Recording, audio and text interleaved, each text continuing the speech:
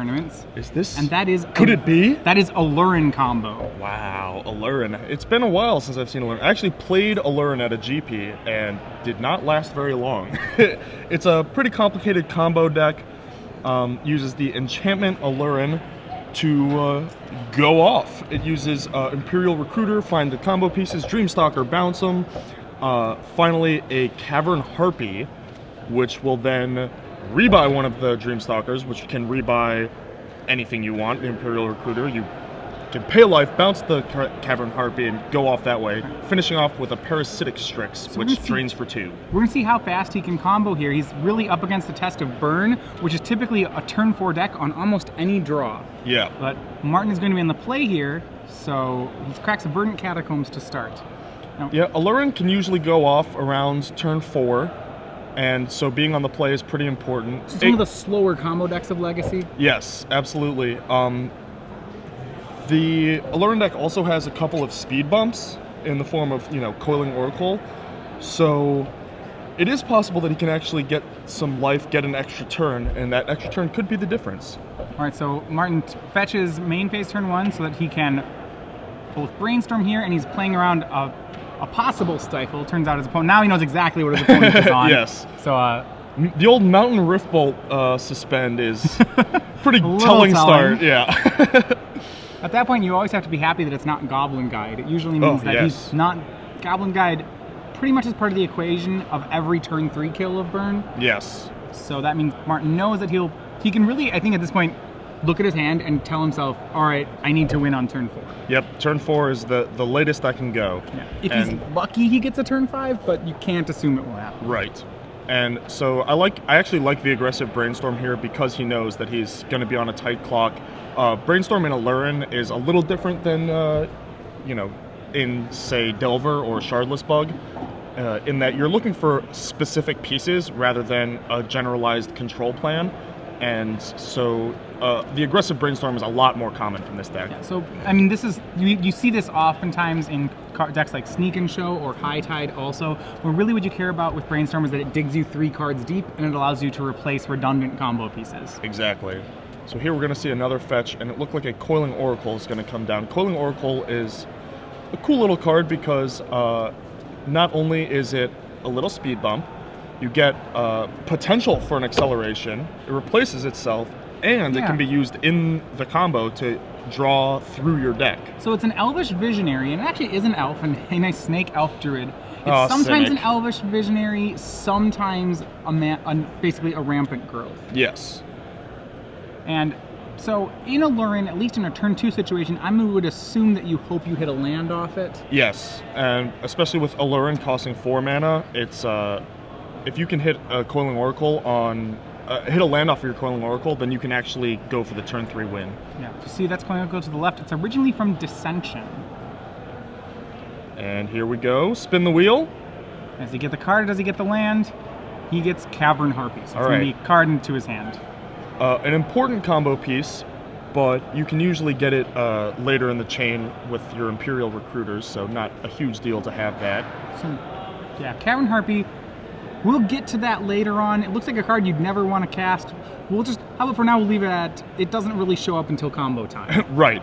It ends the game once we get to that stage. Alright, so Curran, on his plan, the Rift Bolt goes at the Dome. That puts Martin down to 15. Thanks to the 2 fetch lands he cracked, and we will see what burn spell Curran selects next. Keep in mind that because almost all of Curran's cards do the exact same thing, it really is usually just a turn 4 kill deck. Yep. We're gonna do a Flame Rift. burn us. Yeah. Flame Rift there. 4 damage to each player, and now Martin is coming down to the wire. It's it's almost go time. Does he have what he needs? Yeah, so I would say being on the play here is probably pretty important. Lurin is a 4 mana spell, and the fact that on the play he can just go play 4 lands into an Lurin seems really powerful. Ooh. But Martin did not hit his land number 3 there.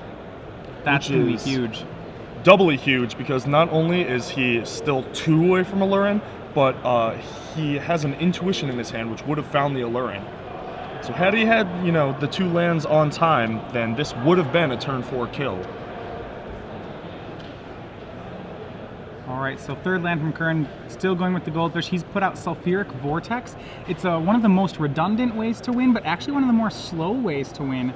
A super powerful sideboard card. Interesting to see in the main deck, in Curran's deck here. Yeah, it's actually a weak card in this matchup. While Sulfuric Vortex provides a lot of inevitability, it is not a good card at racing. Yeah. It's not for combo, it's for, you know, the grindy decks. But it does get Force of Will because it does represent a huge amount of damage. Yeah. And actually, it looks like Curran is flooding a bit. He has 2 Arid Maces and a Chain Lightning. Martin did pitch, he had a second, he pitched an Intuition there. Probably has a second there. I believe he has a second one. He got to see Curran's hand, and he knows that he has some time right now. Yeah. And Curran draws another land for the turn. So Curran's just thinning out his deck of mountains. Remember, he only plays 20 lands in the deck. So this is a race between drawing 10 more points of burn, or 7 more points of burn, as he has a Chain Lightning, versus drawing 2 more lands. Yeah, you probably have to think that Curran needs to draw 2 more cards to deal 7 damage. He's drawn 2 burn spells. This will put Martin down to 7. It's true that both his spells could do 3, though it's also very possible that Martin will have to take a damage in the process of getting to 4 mana, especially if he finds the fetch land. Also, a question for you. Cavern Harpy oftentimes makes you pay life to combo off. If Curran can get Martin to 1, does that impede Martin's ability to combo? Unlikely, because the Parasitic Strix drains for 2 when he comes into play, so you'll be gaining 2 before you have to pay 1. Okay, so thanks to if the Sulfuric Vortex was in play, it would be a big problem, Yes, but it's not. Absolutely. So out of curiosity, this may come up next game. If a Vortex is in play, how much life does Allurn actually need to combo?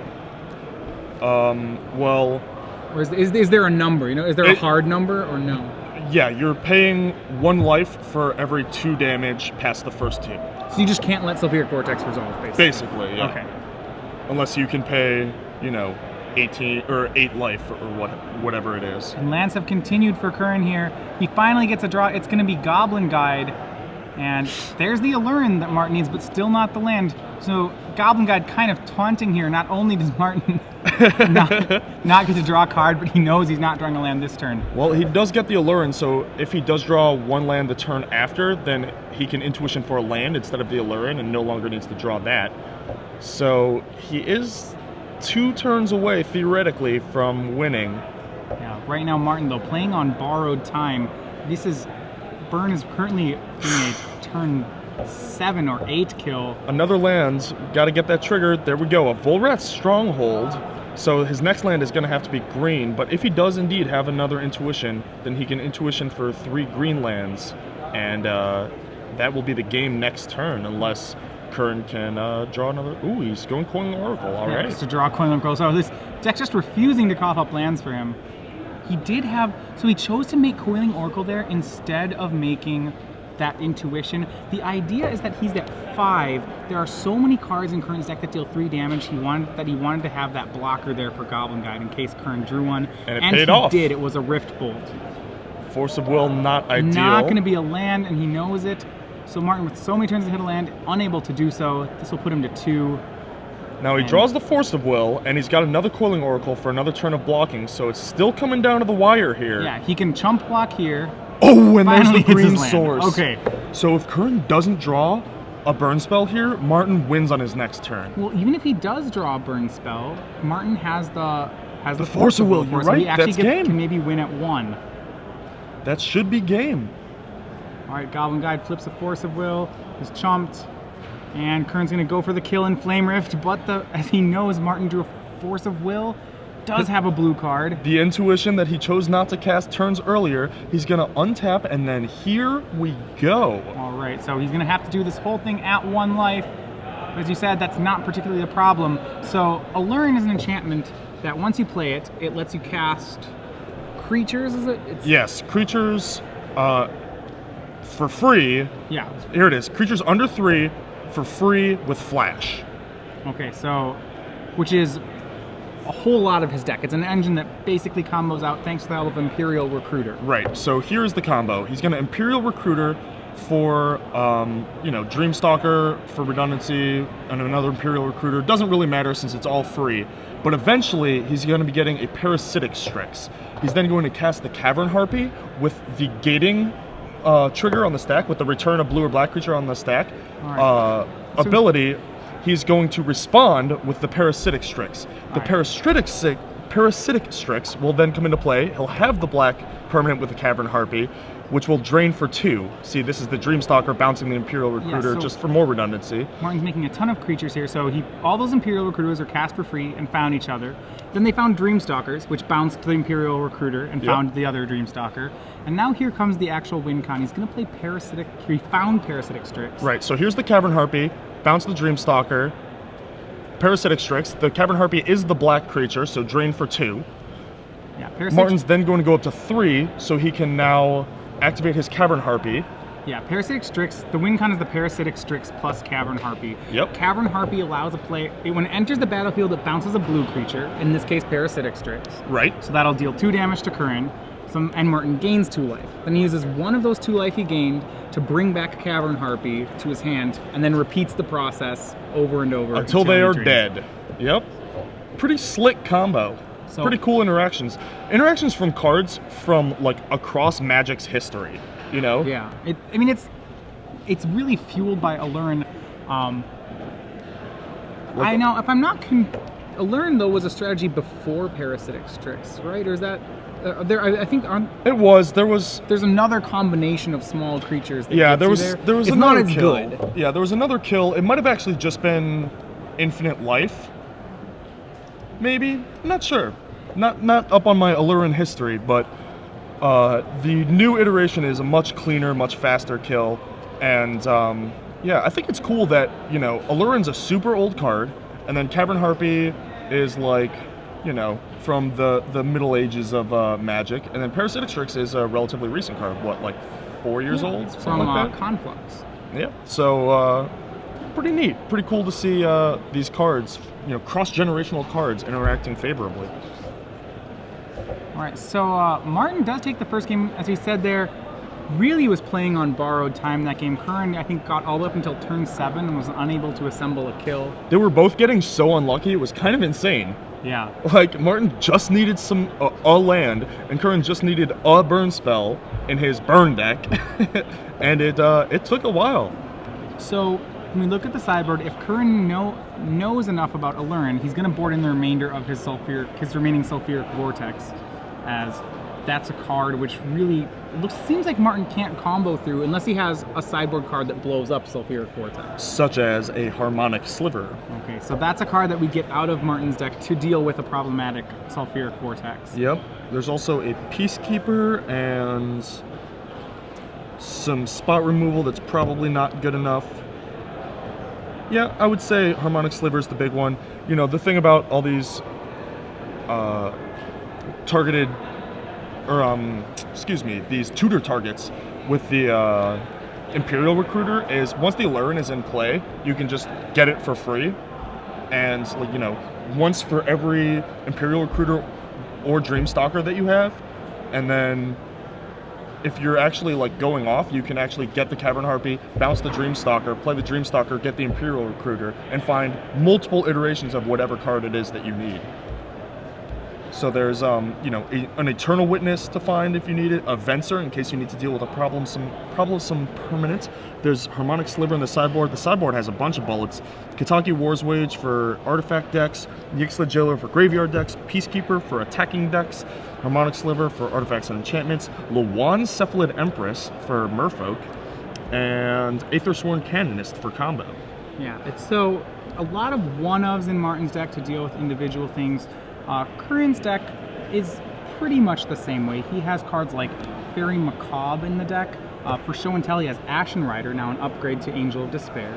I like it. And another card which we'll probably see come in is Pyrostatic Pillar. Yes, Pyrostatic Pillar. Off of Allurin, even though it makes them free and have flash, you are still casting those creatures, so you will have to take 2 damage for every Pyrostatic off of every Pyrostatic Pillar trigger. So the interesting thing about pillars is that Vortex doesn't matter as much because Martin can go, when he combos off, can go find all his combo pieces and then find the Harmonic Sliver, blow up the Sulfuric Vortex, and keep going. Pillar is a little more relevant of a threat because basically Martin's first tutor will have to be for that Harmonic Sliver, otherwise he'll take far too much damage to Right. continue the combo. And he's still going to take 4 for the Recruiter and the Harmonic Sliver. So that is Exactly. not bad at all. 4 damage at minimum. Not to mention if you have multiple in play or, you know, another piece of disruption. Yeah, so getting some help here on Twitter with some older Allurin players. There have been a couple of things that have seen play. I guess Cavern Harpy has been a mainstay in Allurin, but previously it was used with Cloud of Fairies to produce infinite mana. Yeah. We also saw, I believe, there was a couple symmetric effects that were used. I know that like before Dreamstalker, it used Mana War. Yeah, Mana War. Yeah, Mana War along. Yeah, know Mana that War, much. Harpy, and Cloud of Fairies. Maggot Carrier can be used to kill both players. Okay. So there are enough small creatures across the history of Magic to put together a lot of lethal Allurin decks. Right. This one is the lowest investment one, though. You really just have to play a couple, 1 or 2 parasitic Strix. Yeah, it's 1 Strix and 1 Witness One in Strix, case it dies. Yeah, a Strix, a Witness, and the Cavern Harpies, and that's it. Yep.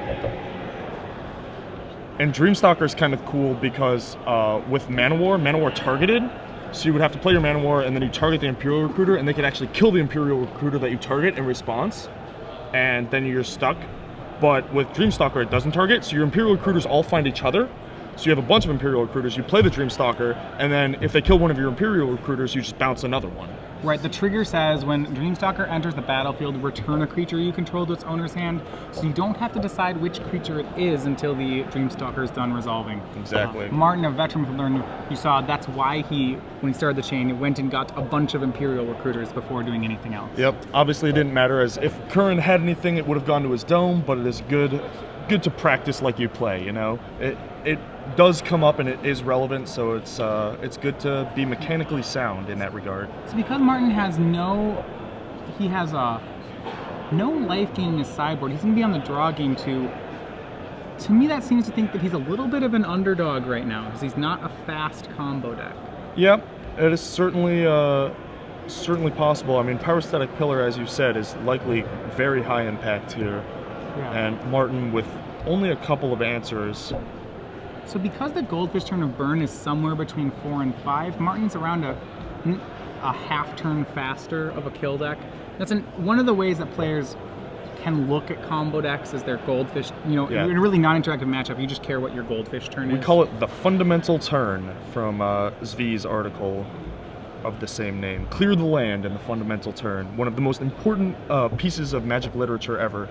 I think it's on Star City. You should definitely check it out if you haven't. And yeah, I would agree with you. I think Curran's fundamental turn is a little faster, if not about the same. But being on the play, it's going to be, you know, he gets to kill Martin before Martin kills him.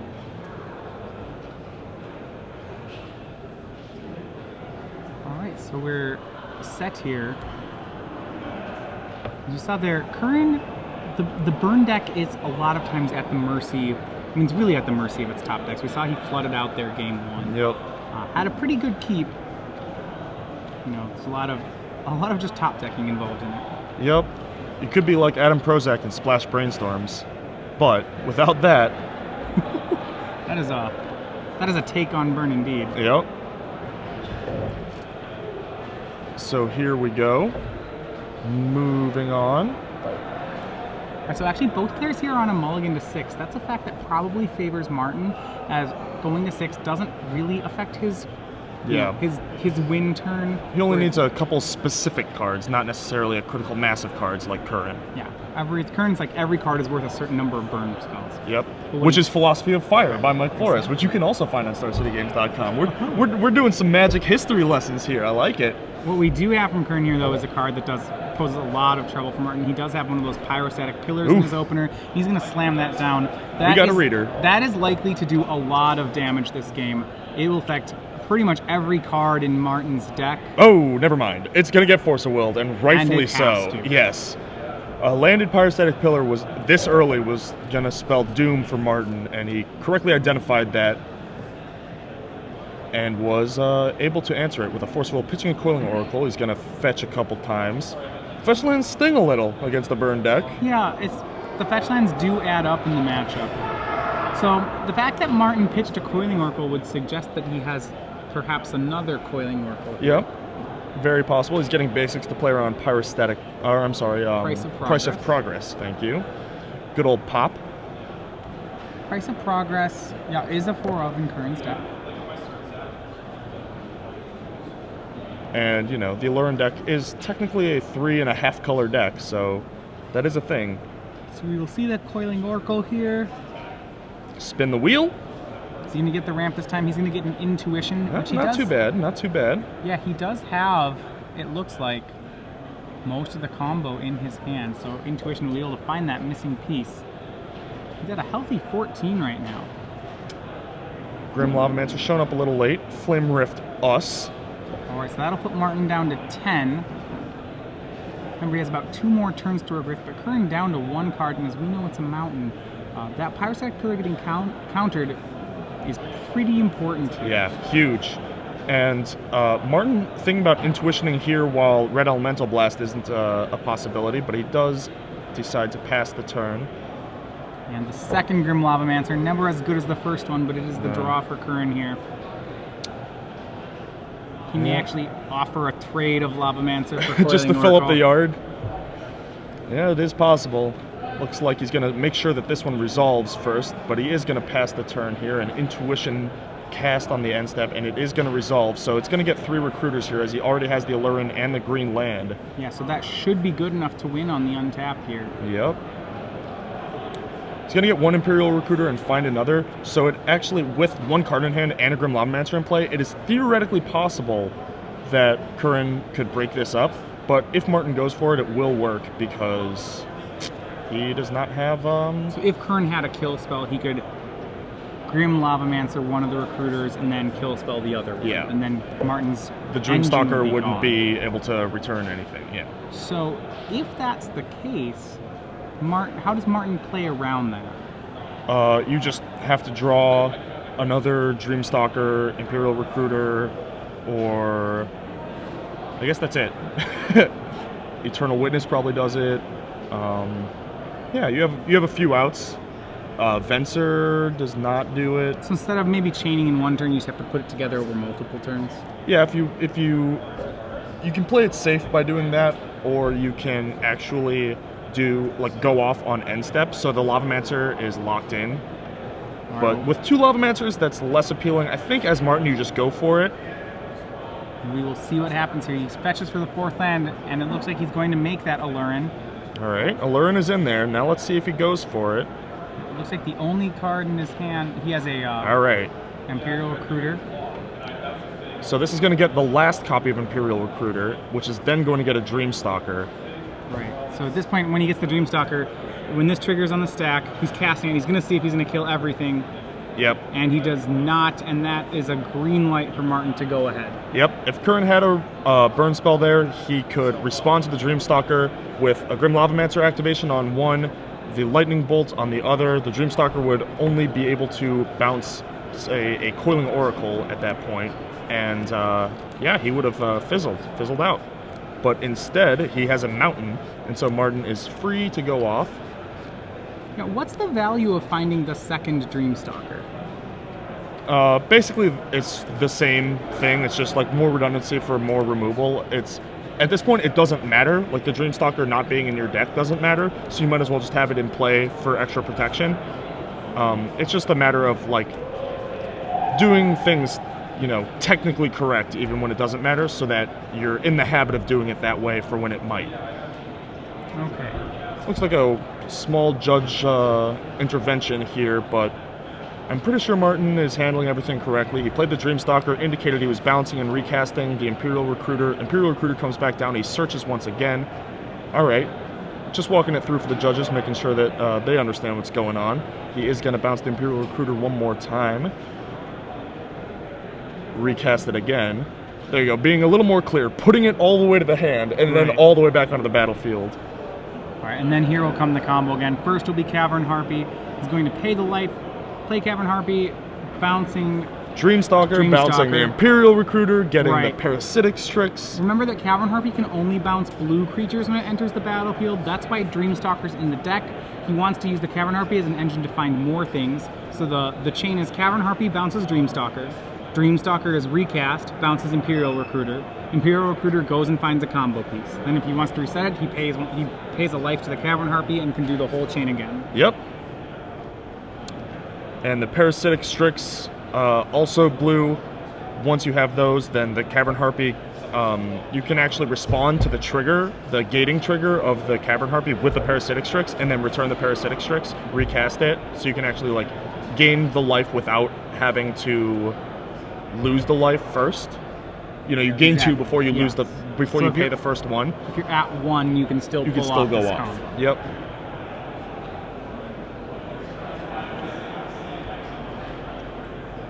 Curran just making sure that he knows everything that's going on here.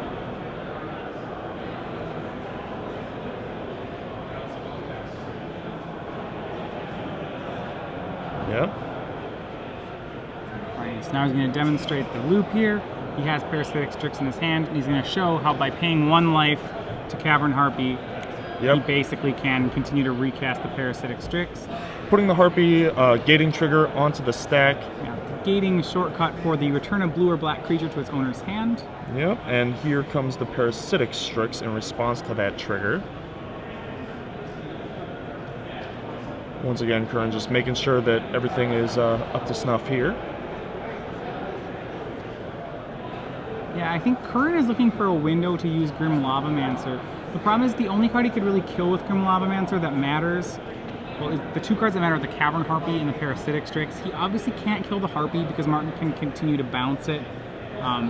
He could try to Grim Lavamancer the Parasitic Strix. But then you just bounce the Cavern Harpy in response and then play it, Yeah. saving the Remember Parasitic that Strix. Alluring lets all your creatures have flash. Yep. So that too does not work. Yeah, right now Curran's thinking about responding. The unfortunate thing is that it just doesn't matter because everything has flash. Yep, and he does respond. Martin correctly just pays the life, puts the gating trigger on the stack, Parasitic Strix in response, draining, and that will be it. The loop is intact. Trigger resolves, Parasitic Strix comes back, pay 1, back down to 7, and there's the hand. All right, so Martin, 2-0, defeats Curran Delahanty in what he hopes is a match for top 8. Martin, at the bottom of his breakers, though, may have to battle one more round to make it into the top 8.